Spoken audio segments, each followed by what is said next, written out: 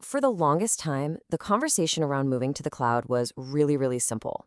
It was all about one thing: saving money. The whole goal was to shut down those expensive, power hungry data centers and stop writing massive checks for new hardware.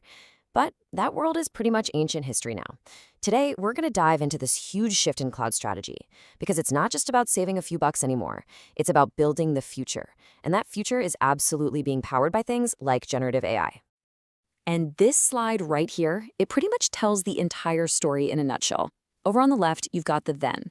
It was all about cost cutting. Companies were desperate to get out from under what's called capital expenditure, or Capex. Those giant upfront investments in physical stuff like servers. But just look at the right side, the now. The focus has done a complete 180. It's about creating new possibilities, especially with truly game-changing tech like AI. The cloud isn't just a cheaper apartment for your old applications anymore. No way. It's the essential launchpad for everything that comes next.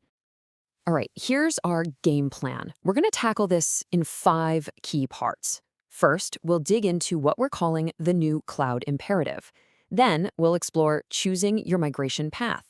After that, we hit a really important topic, the speed to waste paradox. Then we'll take a look at the hyperscalers, and we'll wrap it all up with your strategic playbook. Okay, let's jump right into section 1, the new cloud imperative. The whole conversation has really shifted from if we should move to how fast can we get there. I mean, the pressure to innovate is just immense right now, and the cloud is sitting right at the heart of all of it. Just get a load of these numbers.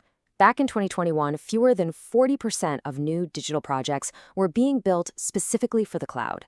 Fast forward to 2025, and that's just around the corner, and it's projected to be over 95%. 95! This isn't just a little trend. This is a complete takeover. It's the new default. So the big question is, what's really driving this massive, massive acceleration? Well, let's break down the main drivers, because they're really interesting. Right at the top of the list, you've got generative AI. This is the big one. It is the single most powerful force right now. To train and run these incredible models, you need access to an absolutely staggering amount of computing power, and you need it on demand. Honestly, the cloud is the only place you can get that. Then there's ESG compliance. This has gone from a nice-to-have to a must-do business requirement. And cloud providers with their massive scale are just way more energy efficient than a bunch of small private data centers. So migration becomes a key part of any real sustainability strategy. Of course, digital transformation is still a huge factor. That idea of breaking down these big, clunky, monolithic applications into smaller, more agile cloud-based services. And finally, there's business resilience. The past few years have taught us that things can change in a heartbeat. The cloud's elasticity, its ability to scale resources up or down almost instantly, is a massive strategic advantage. These drivers prove that cloud migration isn't just an IT project anymore. It's a core business strategy. Okay, so we've nailed down the why. We get it. It's urgent. Now for the how.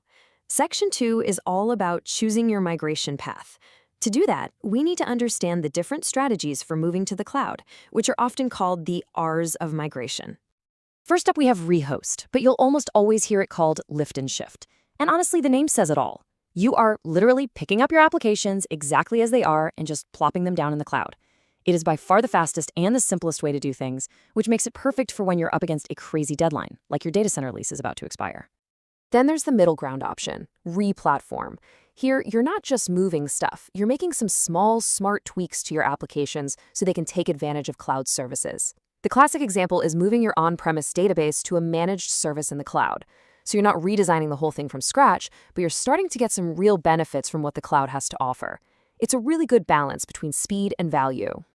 And finally, we get to the big one, refactor, or sometimes re-architect. This is the most involved, most complex approach by a long shot. Here, you're fundamentally redesigning your application to be cloud native, to be built for the cloud. This usually means using modern tech like serverless, where you literally only pay for the compute time you use down to the millisecond, or containers, which package up your code so it can run anywhere. It's a huge undertaking and costs more upfront, but it unlocks the absolute greatest long-term benefits. And frankly, for a lot of those demanding AI applications, this is the only path that really works. So this table, this really lays out the core dilemma that every IT leader is facing. Rehost gets you to the cloud fast and it's cheap to get started, but you're not really fixing any of your old problems. Refactor, on the other side of the spectrum, is a massive investment of time and money, but it delivers the biggest payoff in the long run. And replatform is that compromise right in the middle.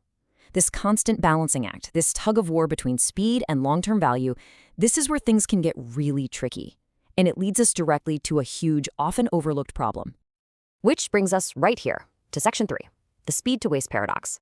This is really the central conflict in this whole story. In that mad dash to get to the cloud, to unlock all that innovation we talked about, companies are, often without even realizing it, creating a serious financial crisis for themselves. The very speed that everyone is demanding is becoming a primary source of incredible inefficiency and waste. I mean, just let this quote sink in for a second. It's from the source report for this explainer. For the first time ever, managing cloud spending, which is a discipline we call FinOps for financial operations, has become the #1 concern for business leaders. It has surpassed security. Think about that. For years, security was the undisputed king of concerns. Not anymore. That tells you just how serious this money problem has become. And the data backs it up completely. Look at this. A staggering 82% of leaders say that managing their cloud spend, FinOps, is their biggest challenge. That's more than security, it's more than not having enough skilled people, it's #1 with a bullet. And this problem is a direct consequence of that rush to the cloud we talked about, without a rock-solid financial governance plan in place from day one. And here it is. This is the gut punch. On average, an unbelievable 32% of all corporate cloud spending is completely wasted. Just gone. Almost a third of the entire budget straight into the digital ether. And why does this happen? Well, it's because applications are lifted and shifted without being optimized for the cloud's pay-as-you-go model. Resources are over-provisioned, servers are left running 24/7 when they're only needed for a few hours. It's the digital equivalent of building a brand new skyscraper and then just leaving all the lights on in every single empty room all day, all night. This is the speed-to-waste paradox captured in one single, brutal number. So with these massive challenges, this tension between speed, cost, and complexity, how are the big three cloud providers, the so-called hyperscalers, helping their customers navigate this mess? Let's dive into Section 4 and take a look at how AWS, Azure, and Google Cloud are each tackling migration, because, let me tell you, they each have a very distinct personality and focus. Let's kick things off with AWS. Their absolute sweet spot is large-scale automated migrations. They are the masters of helping companies get out of their data centers and get out fast, using that rehost strategy. A fantastic example is Stericycle. They moved over 450 servers under an incredibly tight deadline, and in the end, they saved over $2.2 million a year. And here's a cool side effect. In the process, they even discovered and shut down a bunch of old, unused zombie systems that they were still paying for. Now, Microsoft Azure takes a different tack.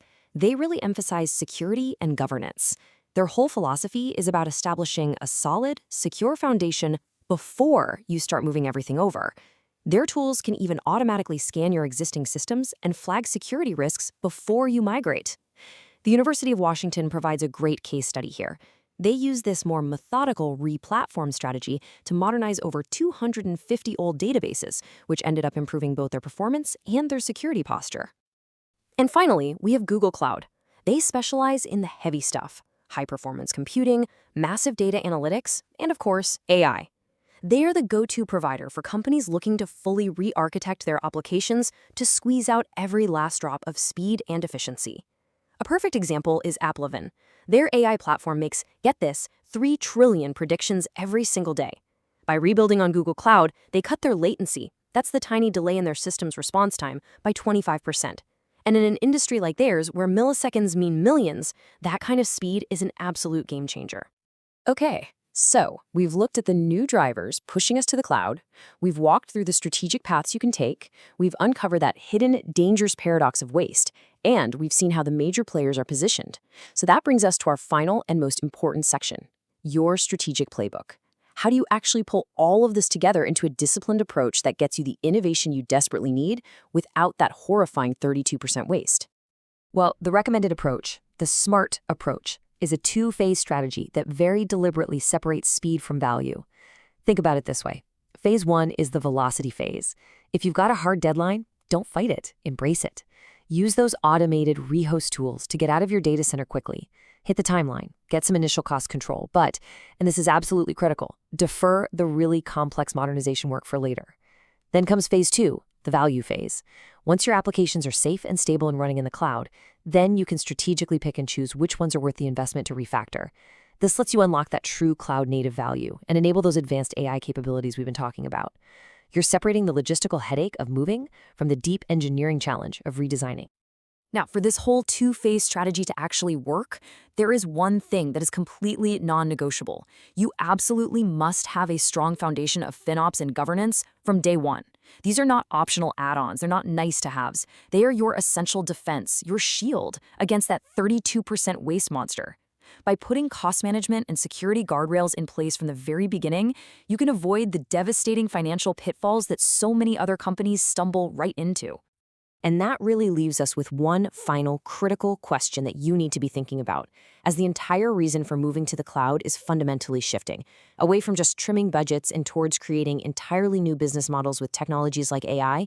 You have to ask yourself, is our cloud strategy built for yesterday's goal of just cutting costs, or is it truly designed to unlock tomorrow's capabilities? Because really, the answer to that question is going to define who leads and who gets left behind in this brand new era.